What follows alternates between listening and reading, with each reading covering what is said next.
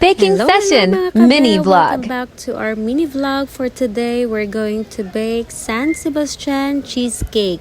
O ito na naman tayo, yung mag-ama ko ang bida.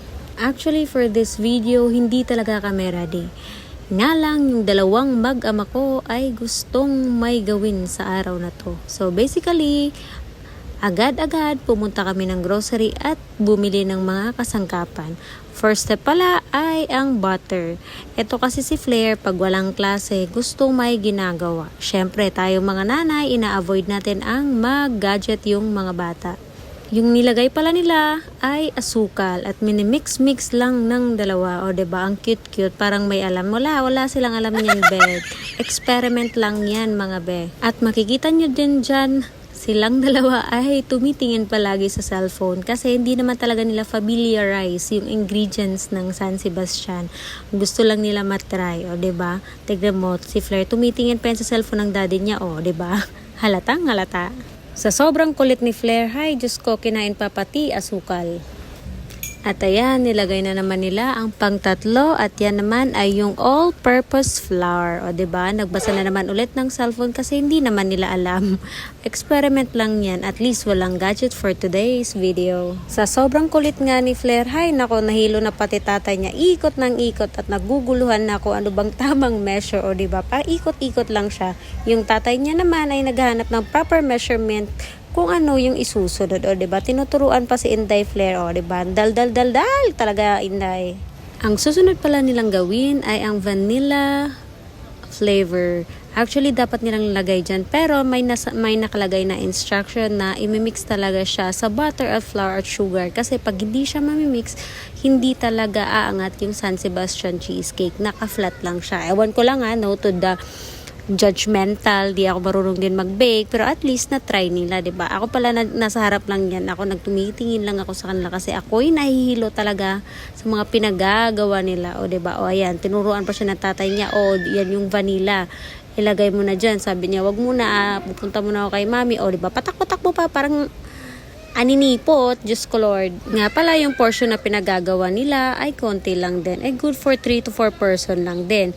So meaning hindi kalaki yan, normal size lang at para lang din sa amin. Kami lang din kasi yung kakain. O ayan na, nagpo-pour na si Flair ng vanilla syrup. O with a smile pa, o diba? O ewan ko anong measurement niya. Kayo na lang mag-search sa Google kasi tumitingin lang naman din ako, o diba? Now, time na daw nila mag-crack ng egg. Meron silang 3 egg. O hindi yan marunong mag-crack. Ay, marunong pa lang yun. Nahulog pa yung shell.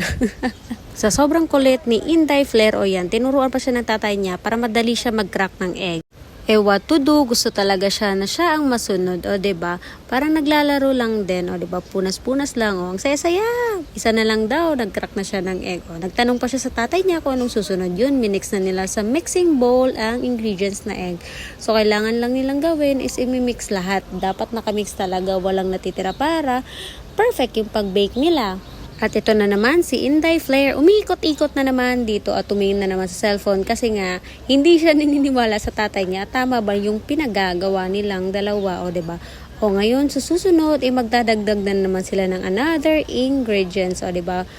O tinuruan pa yung tatay niya na siya maglagay, o diba? Manual na manual, o tapos na, mabilisang mix lang.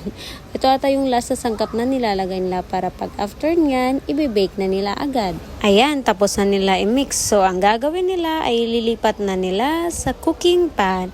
Yung tatay niya, ina-arrange lang niya, tinitake off niya lang yung mixing at baka naman ay gagalawin na naman ni Inday Flair. Sa sobrang kulit, o tignan mo, o diba? Kinuha na naman at pinagpupunas sa kung saan-saan yung towel. Diyos ko Lord, Marimar, o diba? Ang kulit talaga. Ayan, imimix.